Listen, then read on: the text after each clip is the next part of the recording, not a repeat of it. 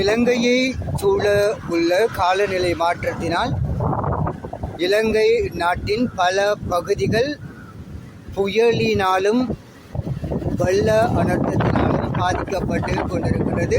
இலங்கையினுடைய பல நீர்த்தேக்கங்கள் நிரம்பி வழிகின்றதன் காரணமாக நீர்த்தேக்க நிலைகளில் இருந்து, அதாவது குளத்திலே இருந்து பல வழிகள் திறக்கப்பட்டு இருப்பதாக செய்திகள் கூறுகின்றன.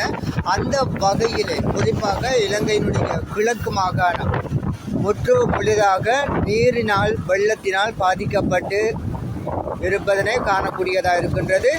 அந்த அனர்த்தத்தின் ஒரு பகுதியிலேயே தற்பொழுது நீங்கள் பார்க்கின்றீர்கள். இது கிழக்கு மாகாணம் கல்குடா பிரதேசம் ஓட்டமாவடி பிரதேசத்திலே அமைந்திருக்கின்ற கிழக்கு மாகாணத்தின் நுழைவாயிலாக இருக்கின்ற இந்த பாலத்திலேயே தற்பொழுது நீங்கள் பார்க்கின்றீர்கள்.